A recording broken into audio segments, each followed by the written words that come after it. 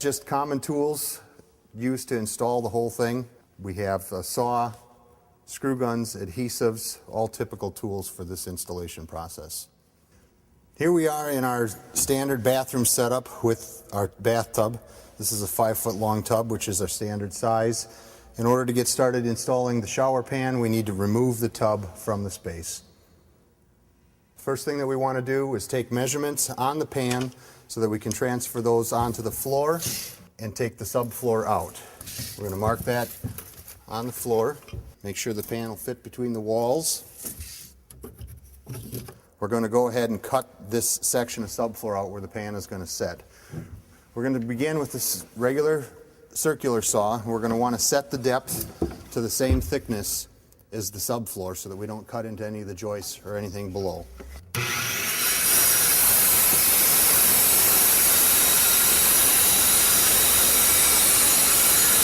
Saw, we're going to switch to a reciprocating saw to make the cuts along the back wall and the two side walls.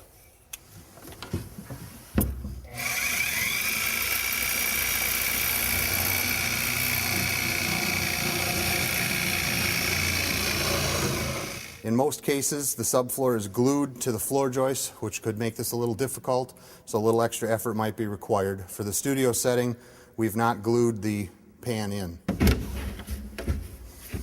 This piece can be discarded.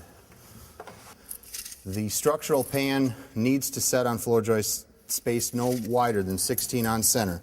If the floor joists are wider than 16, we're going to need to add blocking accordingly.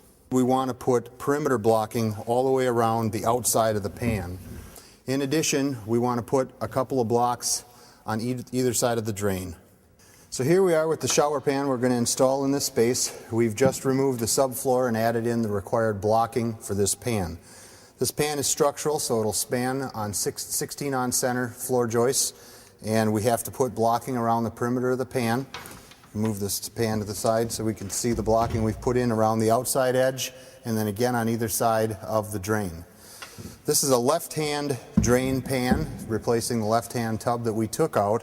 These pans come in either left or right-hand sizes, both 32 and a 36-inch width. This is the finished surface of the pan, so this is the surface you're going to stand on when you shower. There's no need to tile over this at all. All the slope goes to the drain here on this end, and again, this is another feature of this pan is that it can be cut in length. Up to 12 inches can be taken off the end of this to fit any unique size tub space. And then it gets an end cap that gets added on. So it allows the contractor in the field to cut the pan to any length he needs to accomplish the project. Another unique feature of this particular pan is this patented vinyl clamp on the front edge. This is designed so that when the finished linoleum is laid in the bathroom, this clamping bar is removed and the linoleum actually goes down inside the pan, and this clamping bar clamps it in place, allowing for a watertight, barrier-free entry to the shower. In addition to a level entry, if this is set on concrete or on a subfloor that can't be removed, there's an aluminum ramp that'll fit onto here and clamp into this clamping bar, allowing access through a ramp. And one other option, if the bathroom floor is ceramic tiled, there's a tiling adapter that also will clamp into here and allow the tile to be butt up to the edge, all preventing any moisture or water from being able to leak down into the substrates below. All right, we're ready to put the pan in its place. We're going to glue it in with construction adhesive. This is just a standard adhesive that you might use to fasten your subfloor down. We're going to glue all the framing members, including the blocking here.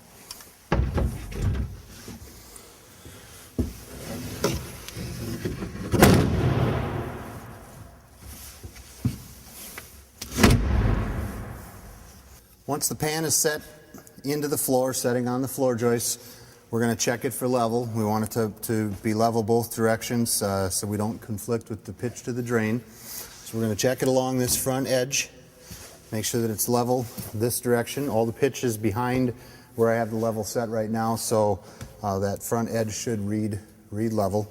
We're going to want to check it again in the back, make sure that that's equally as level. On either one of these edges will work fine.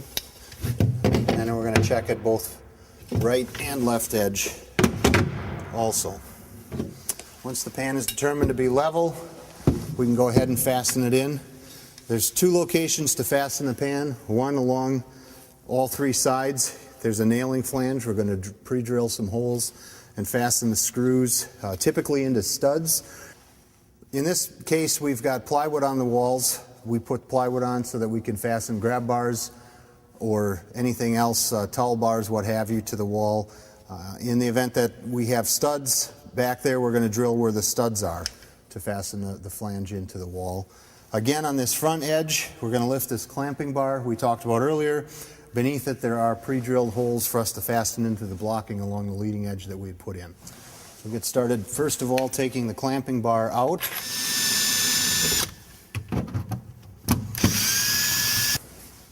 Take this aluminum clamping bar out and set it to the side. We won't need it again until we're installing the linoleum. So I'm going to go ahead and pre-drill the nailing flange at the back so that I can fasten it with some screws. I'm going to pre-drill it in the stud locations. That's why there's not any pre-drilled holes in it, so that the contractor can determine exactly where he wants to fasten it.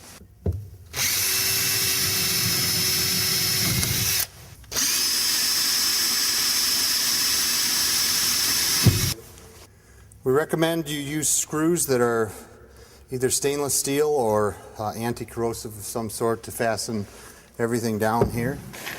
First, we'll fasten our screws down in the beginning along the front edge and the blocking we put in. Again, it's wise to keep a level handy, making sure that you're level at all times. You don't fasten it down and put a bow into the pan.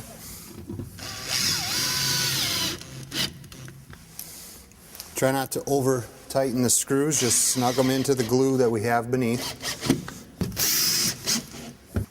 So here we are, the pan is fastened in place, it's glued to the floor joist, and now we're going to get ready to put our flooring underlayment in. This pan is 1 1/8 inches thick.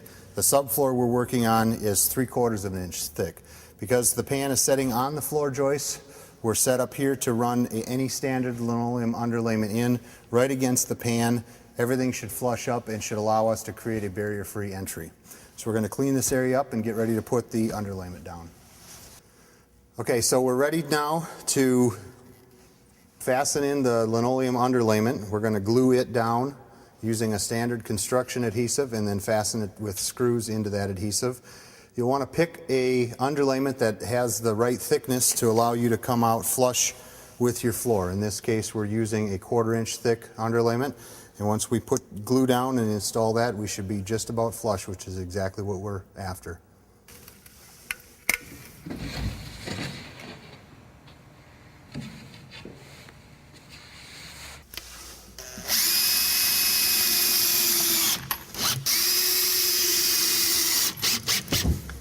So in this pan, we're going to need to make a hole for the drain to come through and attach to it. We're going to choose a 3 1/4 inch hole saw and go ahead and just drill right through the pan to allow our drain tail to clamp in. We're going to line it up right dead center and start drilling through.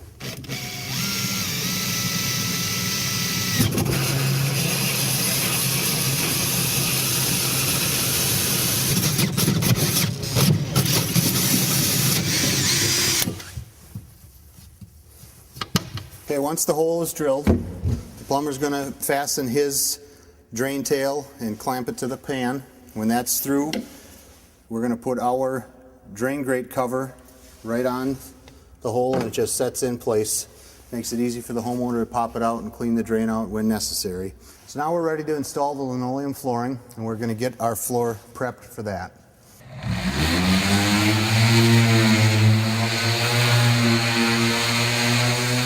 So I'll get a close-up here to kind of point out a couple of these small little features. On the front edge of this pan, of course, we have our holes where we fasten it down to the blocking beneath. We've got our large stainless steel nuts in here that are going to let us clamp our vinyl clamp down. And then way down in the bottom is a little V-groove that we're going to lay linoleum up against.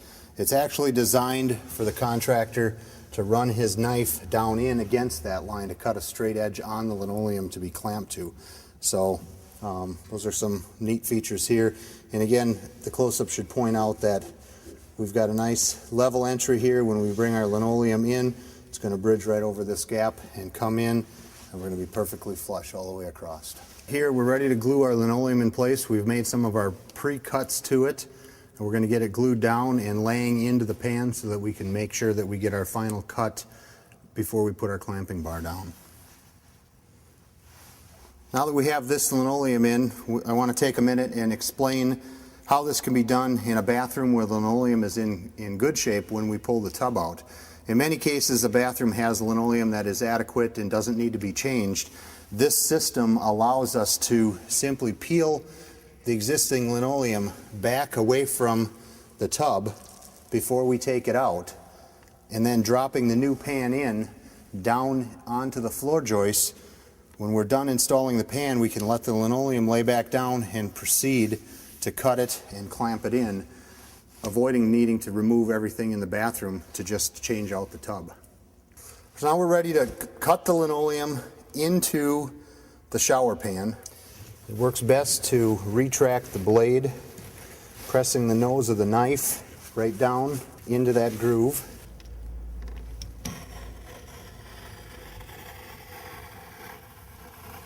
And we're going to run a bead of sealant along this edge. There's a flat surface for the linoleum to clamp against. Once that's done, we put the aluminum clamping bar. I like to get the screws started with a hand screwdriver to make sure they don't cross thread. Once all the screws are started, we start in the middle and snug them down, but don't over tighten them. When you're satisfied with how fastened down the bar is, you take the button caps, install them. These are small rubber caps that just pop into these holes. It could be helpful to lay a board on the front edge and hold it down with a little weight until the glue dries. Before you're done with the job, depending on what we're putting on with walls, these outside edges can be sealed with silicone after the wall material comes in. This pan is set up for either ceramic on the walls, you could put an acrylic wall surround in. Any of those will fall down right onto this lip.